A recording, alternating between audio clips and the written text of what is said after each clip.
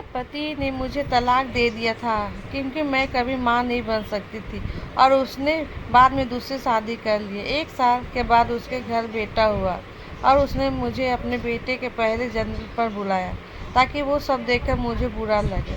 उनका प्लान मुझे अच्छा से पता था, इसलिए पार्टी में जाते वक्त मेरे पास एक लिफाफा था, वो मैं अपने साथ ले गई। पार्टी में पहुंची तो उसने मुझे देखा और मेरे पास आकर कहने लगा, देखो तुम्हें तलाक देने का फैसला मेरा एकदम सही था। आज मैं एक बच्चे का बाप बन गया हूँ। यह सुनकर मुझे हंसी आई और मैं वो लिफाफा उसके हाथ में देते हुए कहने लगी, इसे ध्यान से देखो। वो लिफाफा देखकर उसके होश उड़ गए। मेरा नाम साक्षी है। आज मेरी ननद के बेटे का जन्मदिन है, इसलिए घर पे पूजा रखवाई गई है और मैं पूजा में आए हुए सामान का हाथ लगा दिया था। फिर क्या हुआ, मेरी सास ने ये देख लिया था। बस क्या था, मेरी सास जोर जोर से मुझ पर चिल्लाने लगी और बोली, तूने सामान को हाथ लगाया क्यों? तुझे इतनी छोटी सी बात समझ नहीं आती कि तुम्हारी ननद आती के बेटे की पूजा का सामान है और तू जैसी बांझ औरत ने इसको हाथ लगा दिया? या कहीं ऐसा तो नहीं तुझे अपनी ननद की खुशी देखी नहीं जा रही है? इतना सुनते ही मेरी आंखों में आंसू आ गए। फिर मैंने अपनी भावनाओं को दबाते हुए कहा, माँ जी, इससे आगे मुझे कुछ कहा ही नहीं गया। इतने में मेरी ननद, जो ननद कम सहेली ज़्यादा है, उसने मुझे ताना मारते हुए कहने लगी कि भाभी, मुझे आपसे ऐसी उम्मीद नहीं थी। मेरा माँ बनना आपको देखा नहीं जा रहा है। इतने अपमान सहन करने के बाद मैं उदास चेहरे के साथ अपने पति को देखने लगी। मेरे पति मुझे बहुत प्यार करते थे। वैसे भी हमारी लव मैरिज हुई थी। मुझे लगा वो मेरी तरफ कुछ कहेंगे, पर वो मुझे ही डांटने लगे। उनकी बातें सुनकर मैं अंदर से पूरी तरह टूट गई। क्योंकि कोई भी स्त्री सास ससुर ननद की कड़वी बात सहन कर सकती है, लेकिन अगर उसका पति ही ऐसा सब कुछ कहे जिसके साथ उसने जीवन भर साथ देने का फैसला किया है, वही सुनाए, तो एक औरत पर क्या कर सकती है। मैं रोते रोते किचन में जाकर काम करने लगी। बांझ होने के कारण पूजा पाठ में हाथ भी नहीं लगा सकती, लेकिन बहू होने के नाते घर की सारी जिम्मेदारी मेरे ही ऊपर थी। मैं सोच रही थी कि मैं अगर माँ नहीं बन सकती तो इसमें मेरी गलती क्या है? माँ बनना या नहीं बनना यह एक औरत के हाथ में थोड़ी होता है। मेरी सास एक स्कूल में टीचर थी, मेरी ननद खुद लॉयर थी, मेरे पति एक इंजीनियर थे और मुझे हैरानी इस बात की थी कि इतने पढ़े लिखे लोग और सोच इतनी पुरानी कि सिर्फ पूजा के सामान को हाथ लगा दिया तो अपशकुन हो गया। मुझे अभी भी याद है कि किस तरह हम और मेरे पति सुधीर पहली बार ऑफिस में मिले थे। मुझे ऑफिस ज्वाइन किए कुछ और दिन हुए थे। एक दिन मैं ऑफिस के काम कर रही थी तो बॉस ने मेरी तारीफ की और सुधीर ने भी मेरे काम की तारीफ की। एक ही ऑफिस में काम करते करते हम लोग को कब प्यार हो गया पता ही नहीं चला। घर वालों को बताया तो उन्होंने भी ये रिश्ते के लिए हाँ कर दिया और हम दोनों की शादी हो गई। मेरी ननद सास ससुर का स्वभाव अच्छा था। इतना अच्छा पति मुझे मिला है तो मैं अपने आप को भाग्यशाली समझती थी। सुधीर ने मुझे पहले ही कह दिया था कि 2-3 साल तक मुझे बच्चे नहीं चाहिए, पहले ज़िंदगी एंजॉय करेंगे फिर बच्चे की जिम्मेदारी। इसलिए शायद घर वाले भी 2-3 साल तक कुछ नहीं बोले, लेकिन 5 साल होते ही घर वाले ताने मारने लगे। घर के सदस्य रिश्तेदार सब पीठ पीछे मुझे बांझ करने लगे। मुझे बच्चे नहीं हो रहे थे, इसलिए सुधीर ने पहले कुछ नहीं बोला। बाद में वो भी मुझसे ठीक से बात नहीं करता था, वो सिर्फ काम होने पर ही बात करता था। ऐसा लगता था कि जैसे हम लोग पति पत्नी ही नहीं, हम एक ही घर में रहते हैं। पर मैं किसी अपना दुख बताऊं, कौन समझेगा? आज मेरी शादी को 8 साल हो गए।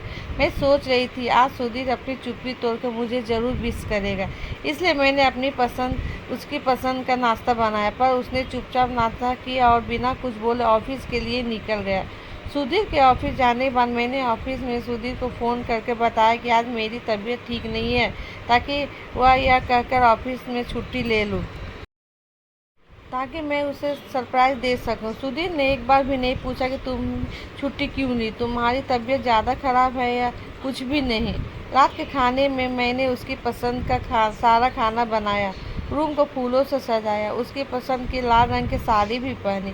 मुझे पूरा यकीन था कि आज सुधीर अपनी चुप्पी तोड़कर मुझसे ज़रूर बात करेगा और मैं उसे बच्चा गोद लेने के लिए राज़ी कर लूँगी। लेकिन जब वह घर आया तो उसने एक बार भी मेरी तरफ नहीं देखा। मैंने सोचा शायद वो बेडरूम में जाकर मुझे विश करेगा, पर सब कुछ उल्टा ही हुआ। विश करना तो दूर, उसने मेरी तरफ देखा भी नहीं, मुझसे ही रहा नहीं गया। तो मैंने कहा, सुधीर, आज हमारी शादी की सालगिरह है और तुम भूल गए। तो उसने कहा, अरे नहीं नहीं, ये दिन तो भूलना भी चाहूँ तब भी नहीं भूल सकता, क्योंकि आज के दिन ही एक बांझ औरत मेरे गले पड़ी थी। उसके ऐसे शब्द सुनकर मानो मेरे आंखों के सामने अंधेरा छा गया और मैं अपने आंसुओं को रोकते हुए कहने लगी, क्या हम एक बच्चा गोद नहीं ले सकते? तुम्हें कितनी बार कहा है, इसके कारण हम लोग में बहस भी हो गया है।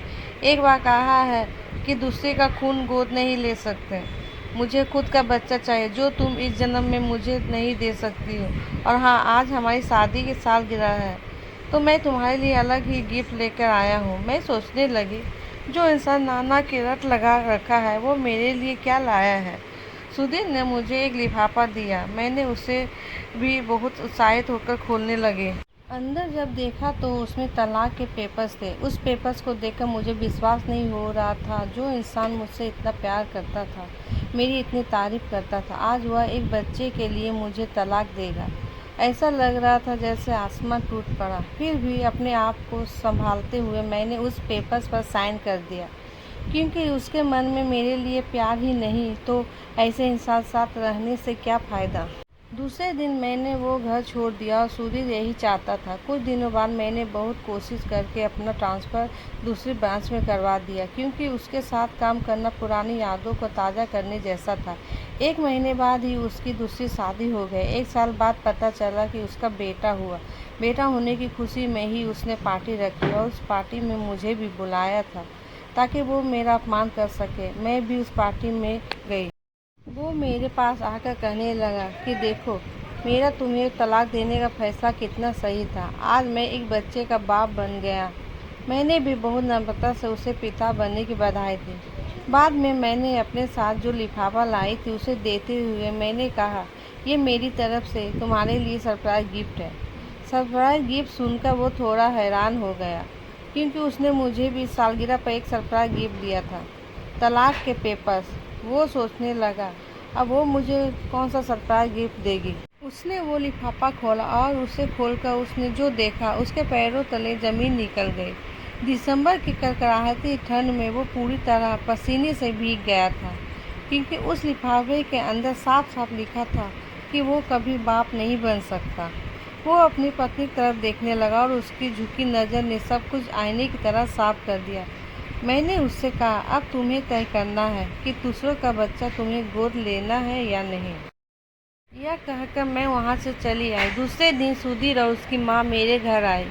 दोनों को कुछ समझ नहीं आ रहा था कि क्या कहा जाए।